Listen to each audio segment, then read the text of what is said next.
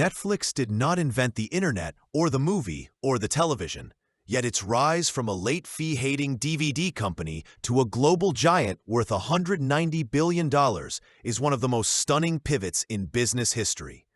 While competitors focused on licensing shows, co-founder Reed Hastings made a much deeper, more consequential bet. He bet on culture. We're digging into the 3 radical management principles that allowed Netflix to not just survive a digital revolution, but to lead it. This is the story of how a book of unorthodox rules became Netflix's greatest competitive advantage. Most companies aim to hire good people. Hastings aimed to hire only the best, and he discovered the power of this principle, ironically, during a crisis.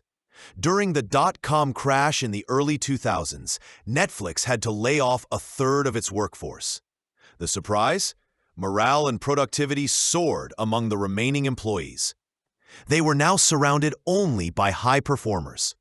This observation birthed the idea of talent density. Hastings realized that a great team isn't built on loyalty or effort, but on the density of truly talented individuals.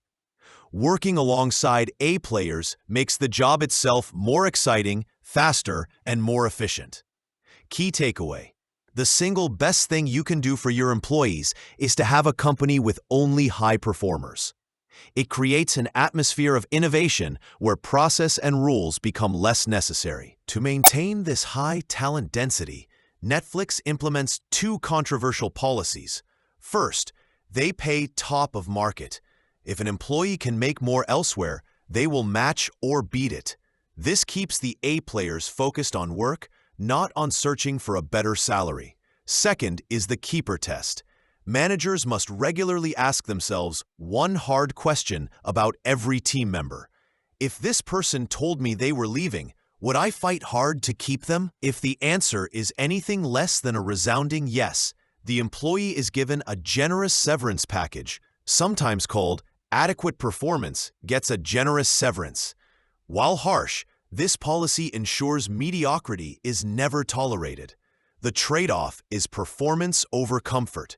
By removing the good enough employees, Netflix ensures the team is always championship caliber, ready to make the next necessary pivot.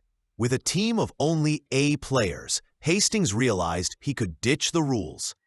This led to the famous no rules rules approach, based on the principle of freedom and responsibility. Netflix has no vacation policy, no travel expenditure policy, and few rigid procedures. Why?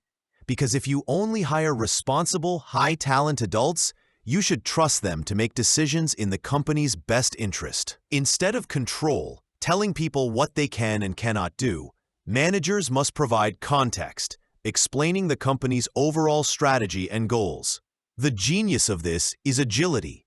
When the market shifts, a team operating under context can pivot instantly, while a team constrained by control has to wait for 15 levels of approval. This freedom allowed Netflix to make the huge leap from DVD rentals to streaming, without the internal inertia that killed Blockbuster. This culture of freedom and density allows for the next great strategy: the data-driven content engine. Unlike traditional studios, Netflix doesn't guess what shows to make. It uses its massive trove of user data, what you watch, when you pause, and what you rewatch, to inform content creation. The success of House of Cards was no accident.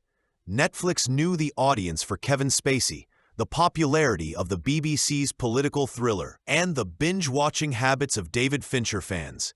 They combined the variables of high-performance talent and unparalleled data to create a product designed to resonate, a direct consequence of their judgment culture value. Reed Hastings' masterstroke was realizing that in a rapidly changing industry, the only sustainable advantage is a company that can out-adapt its rivals. By rigorously maintaining talent density, employing the keeper test, and granting staff freedom and responsibility, he created a cultural moat that competitors simply cannot replicate. The lesson is clear. If you want to build an empire that dominates the next decade, you must be willing to dismantle the rules of the last one. If you're ready to adopt the mindset that builds a multi-billion-dollar company, hit that like button. Subscribe to Beyond Story now to keep building your own financial empire.